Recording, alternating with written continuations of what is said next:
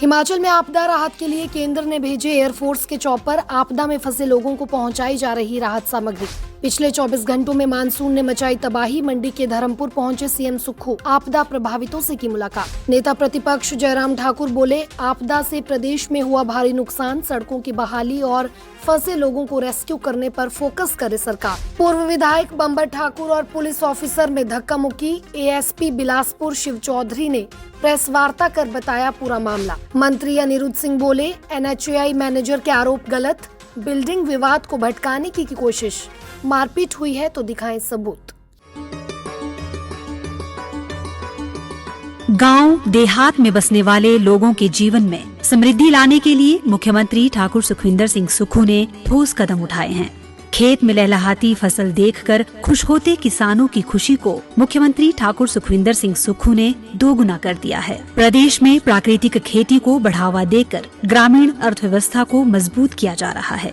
विकास के पथ पर अग्रसर हिमाचल आज प्राकृतिक खेती के क्षेत्र में देश का पथ प्रदर्शन कर रहा है। किसानों के हितों को ध्यान में रखते हुए इस वित्त वर्ष में प्रदेश सरकार ने प्राकृतिक तरीके से उत्पन्न गेहूं के न्यूनतम समर्थन मूल्य को 40 रुपए से बढ़ाकर 60 रुपए प्रति किलो और मक्की के न्यूनतम समर्थन मूल्य को 30 रुपए से बढ़ाकर 40 रुपए प्रति किलोग्राम निर्धारित किया है। प्राकृतिक खेती से तैयार कच्ची हल्दी के लिए 90 रुपए प्रति किलोग्राम समर्थन मूल्य दिया जा रहा है। पांगी को राज्य का पहला प्राकृतिक खेती उपमंडल घोषित किया गया। हमारे यहाँ पे 15 अप्रैल को हिमाचल दिवस मनाया गया, जिसमें हमारे मुख्यमंत्री श्री सुखविंदर सिंह सुक्खू जी आए थे।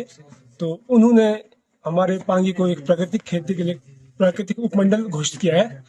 तो जिसमें हमारे पूर्वजों पे पुराने पूर्वज थे, वो पहले यहाँ पे प्राकृतिक खेती करते थे। यहाँ मतलब कोई रसायन कोई केमिकल यूज नहीं किया जा रहा था। इस कार्य के लिए मैं सरकार से बहुत खुश हूँ और मैं उसका बहुत आभार व्यक्त करना चाहता हूँ। प्राकृतिक खेती की सफलता का आकलन इस बात से किया जा सकता है कि इस रबी के मौसम के दौरान अब तक 653 किसानों से 1668 क्विंटल गेहूं की खरीद की गई है। किसानों को 2 रुपए प्रति किलोग्राम की दर से परिवहन भाड़ा भी दिया गया है। जो गेहूं हमारी इस बार हुई है उसकी क्वालिटी बहुत अच्छी है और जो सरकार की तरफ से हमें इसके लिए रेट दिया गया वो 62 रुपए किलो के हिसाब से जो रेट मिला है, तो उसके लिए हम लोग शुक्रगुजार हैं हमारी सरकार के। स्पेशली अगर हम बात करते हैं सुखविंदर सिंह सुक्खू जी की, हमारे माननीय मुख्यमंत्री जी, तो ये बहुत अच्छी मुहिम है जो सरकार के द्वारा चलाई जा रही है। तो प्राकृतिक खेती के द्वारा लोगों को दोबारा से अपनी मिट्टी के साथ जुड़ने का मौका मिल रहा है, तो ये बहुत अच्छी चीज है और इसके लिए हम लोग धन्यवाद करते हैं सरकार का। इसके साथ प्राकृतिक पद्धति खेती से उगाई गई 117 क्विंटल हल्दी की खरीद कर किसानों को लाभान्वित किया गया है। सरकार ने बहुत ही अच्छा मूल्य हमें हल्दी के लिए दिया है, क्योंकि प्राकृतिक खेती के तहत हमने इसे उगाया था, बहुत मेहनत की थी हमने और हमें सरकार ने खुश कर दिया है एकदम। हमें देखकर हमारे आसपास के जो किसान है ना, इस बार वो भी हल्दी लगाने के लिए बोल रहे हैं और सब बिल्कुल तैयार हैं कि हम हल्दी लगाएंगे, गेहूं लगाएंगे, क्योंकि सरकार ने हमें 90 रुपए दिया है, जो कि हमारे लिए बहुत बड़ी बात है और हम बहुत ही खुश हैं इस चीज से। नमस्कार, आप देख रहे हैं पंजाब केसरी। मैं दीक्षा शर्मा लेकर हाजिर हूं प्रदेश की तमाम बड़ी खबरें। तो चलिए डालिए नजर हिमाचल पर।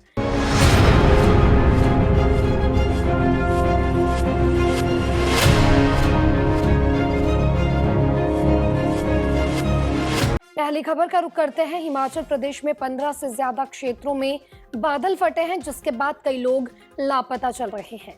एनडीआरएफ और एसडीआरएफ की ओर से लापता लोगों की तलाश के लिए सर्च ऑपरेशन चलाया जा रहा है। वहीं अब केंद्र की तरफ से भी एयरफोर्स के चॉपर भेजे गए हैं, ताकि जहां पर रोड कनेक्टिविटी टूट चुकी है और लोग वहां फंसे हुए हैं, तो चॉपर के जरिए ऐसी जगहों पर राहत सामग्री पहुंचाई जाएगी और लोगों को रेस्क्यू भी किया जाएगा।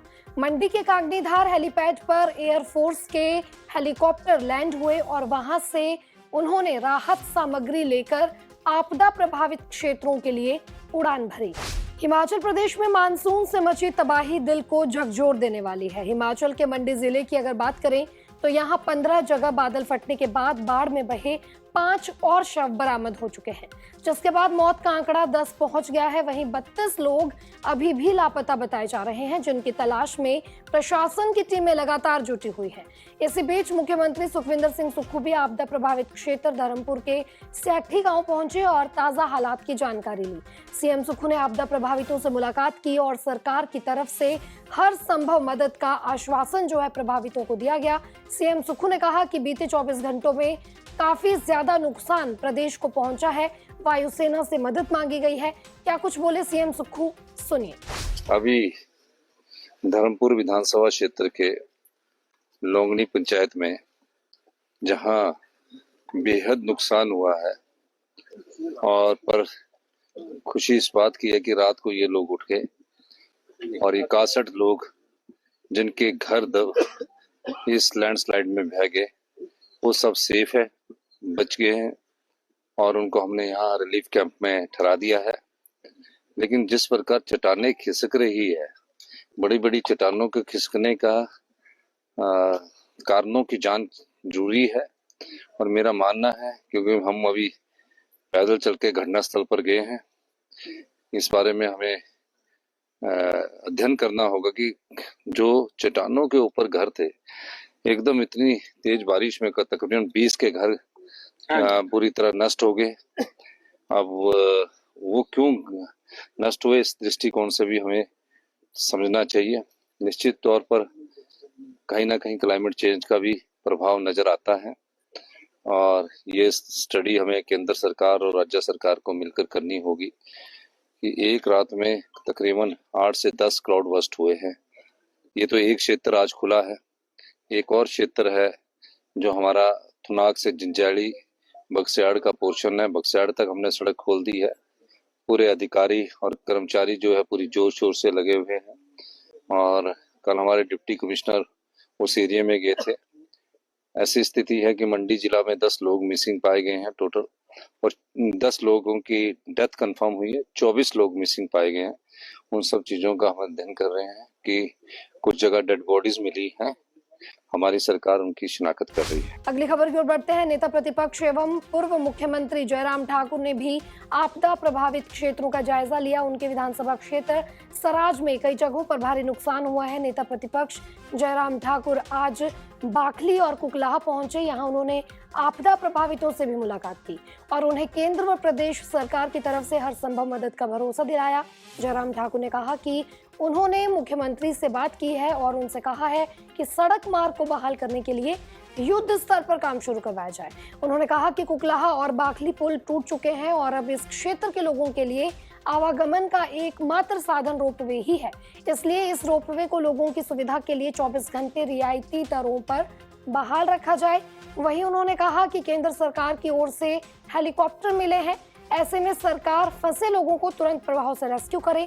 क्या कुछ बोले जयराम ठाकुर, सुनिए। बारिश के कारण बहुत बड़ी क्षति हुई है हमारे इस इलाके में, खासतौर से सराज विधानसभा क्षेत्र के अंतर्गत ये कुकला, जहाँ से हमने आज मौके पर जाकर के निरीक्षण करने की शुरुआत की है।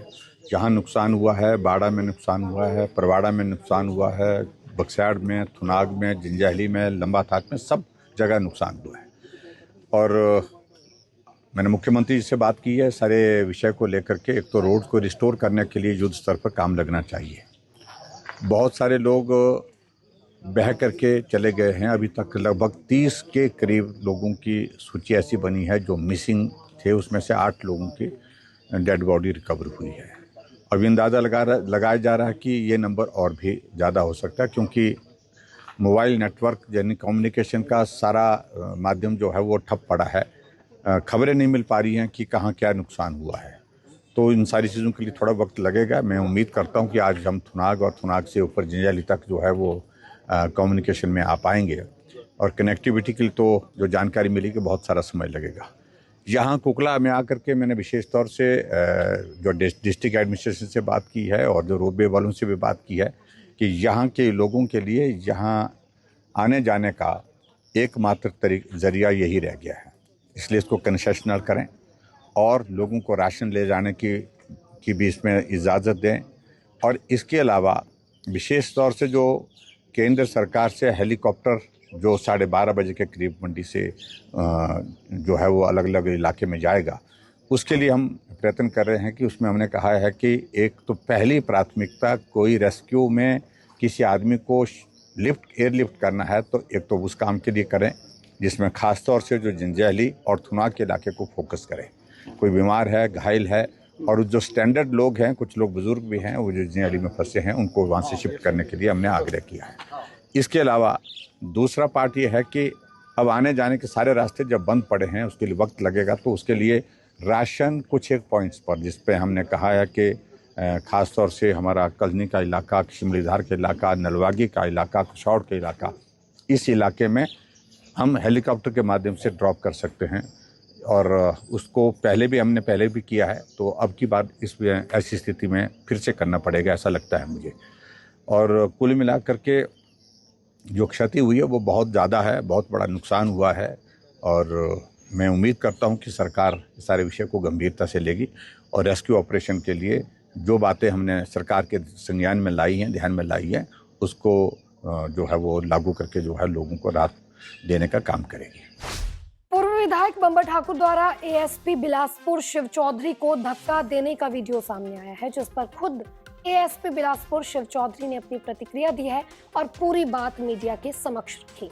एएसपी बिलासपुर शिव चौधरी ने पत्रकार वार्ता कर बताया कि आज केंद्रीय मंत्री जेपी नड्डा का बिलासपुर आने का कार्यक्रम था, जिसके चलते पुलिस व्यवस्था कायम करने में लगी थी, लेकिन इतनी देर में पूर्व विधायक बंबर ठाकुर अपने कार्यकर्ताओं के साथ उस रास्ते पे पहुंच गए जिस रास्ते से जेपी नड्डा का काफिला गुजरना था, जिसके बाद पुलिस और प्रशासन के अधिकारियों ने बंबर ठाकुर को रोकने की कोशिश की, लेकिन बंबर ठाकुर बहसबाजी करने लगे और बात जो है धक्का मुक्की तक आ पहुंची। मामला गर्माता देख केंद्रीय मंत्री जेपी नड्डा का सड़क रूट बदलना पड़ा ताकि बिलासपुर में कानून व्यवस्था कायम रहे। क्या बोले इस पूरे प्रकरण पर एएसपी शिव चौधरी, सुनिए।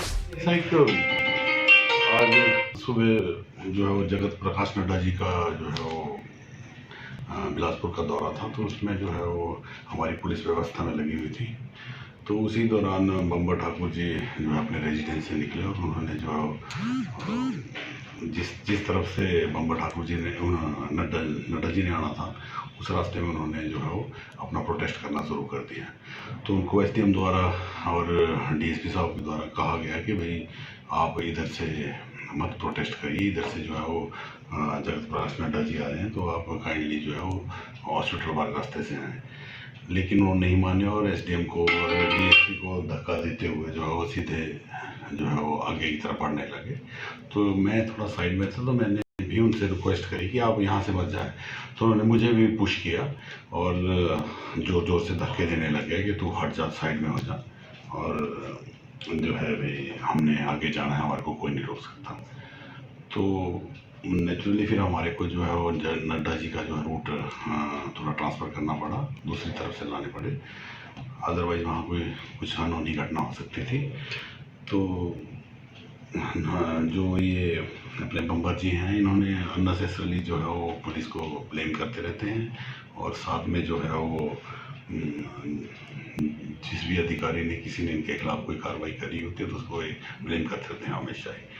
तो इन्होंने जो है ड्यूटी में हमारे जो है बाधा पहुंचाई है। काफ़ी देर इन्होंने जो है वो पुलिस को जो है और एसडीएम को भी जो है पुश किया और हमारे को भी धक्का दे रहे थे अननेसेसरली। तो ये जो उनके खिलाफ जो है हम देखते हैं कि जो भी कार्रवाई होगी वो करेंगे।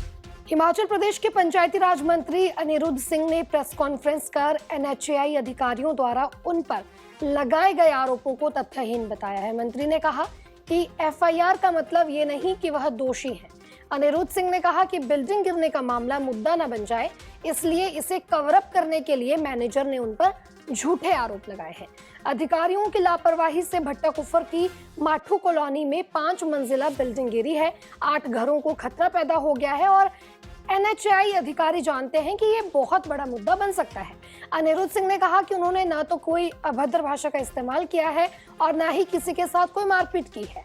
यदि कोई सबूत है तो सबूत सामने रखें। अनिरुद्ध सिंह ने कहा कि केंद्रीय मंत्री नितिन गडकरी को हिमाचल आकर ऐसे अधिकारियों के कारनामे देखने चाहिए, ना कि दिल्ली में बैठकर इस तरह की बयानबाजी करनी चाहिए। आज के इस बुलेटिन में इतना ही। कल आपसे फिर मुलाकात करेंगे, तब तक बने रहिए पंजाब केसरी हिमाचल के साथ।